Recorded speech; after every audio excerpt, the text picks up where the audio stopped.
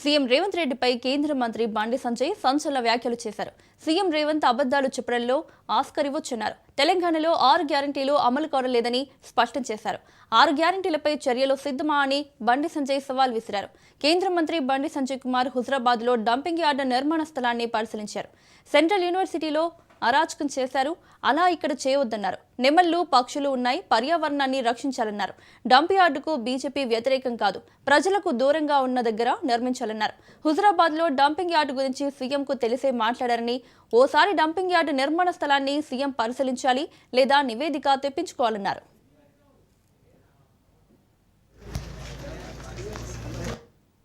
మున్సిపాలిటీకి ఆమె దూరంలో కూడా లేనటువంటి ప్రాంతాల్లో డంప్ యార్డ్ అయితే ప్రభుత్వం పెట్టాలని నిర్ణయించుకున్నదో దీన్ని భారతీయ జనతా పార్టీ పూర్తిగా వ్యతిరేకిస్తుంది. డంప్ యార్డ్ పెట్టడానికి మేము వ్యతిరేకం కాదు, కానీ ఏ ప్రభుత్వమైనా ఏ పాలకులైనా ఒక సమస్య నుంచి ఆ పరిష్కారం చూపెట్టి మళ్ళీ సమస్య లేని ప్రాంతంలో, ప్రజలకు ఇబ్బంది లేని ప్రాంతంలో డంప్ యార్డ్ పెడితే మాకు ఇబ్బంది లేదు. కానీ ఒక సమస్య ఉందని చెప్పి భావించి మళ్ళీ ఇంకో సమస్యను క్రియేట్ చేయడం అనేది మంచి పద్ధతి కాదు. ఈ గుట్ట దాడితే మున్సిపాలిటీ, రేపు డంప్ యార్డ్ అయితే మున్సిపాలిటీ పరిధికి వస్తుంది. కానీ చుట్టుపక్కల గ్రామాలు ఉన్నాయి. కానీ ప్రభుత్వం ఏం ఆలోచనతో నిర్ణయం తీసుకున్నదో, ఎందుకు ఇలాంటి నిర్ణయాలు తీసుకుంటుందో ఇప్పటికీ అర్థం కాని ప్రశ్న. ఇది మంచి పద్ధతి కాదనే విషయాన్ని ప్రభుత్వం గుర్తుంచుకోవాలి. ప్రజలందరూ ఒకటే, ఏ ప్రజల ఆరోగ్యాన్ని కాపాడాల్సిన బాధ్యత ప్రభుత్వం మీద ఉంది, పాలకుల మీద ఉంది.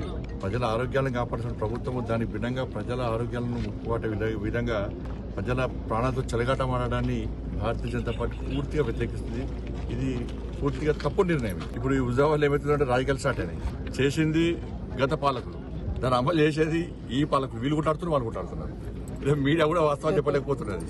అందరికీ జై అంటున్నారు. వ్యతిరేకించింది ఎవరు? దీన్ని పెట్టింది ఎవరు? దీన్ని వ్యతిరేకించేవారు కేవలం భారతీయ జనతా పార్టీ మాత్రమే దీన్ని వ్యతిరేకిస్తున్నది. దీనికి ముందు నుంచి కూడా సపోర్ట్ చేస్తలేము. మేము దీన్ని ఆలోచించాలి. గత పాలకులు ఇక్కడ పెట్టాలని చెప్పి నిర్ణయం తీసుకున్నారు. కొన్ని రాష్ట్ర ముఖ్యమంత్రి గారు ఆ రోజు గుమ్లాపూర్ సభలో క్లియర్ అయిపోయిండు. 2 జిల్లాలకు సంబంధించి డంపింగ్ యార్డు ఇక్కడ పెడుతున్నామని చెప్పి ప్రకటించారు. ఫస్ట్ రెస్పాండ్ నేనే, ఫస్ట్ ఖండించింది, ఆ రోజు వ్యతిరేకించింది నేనే దీని మీద.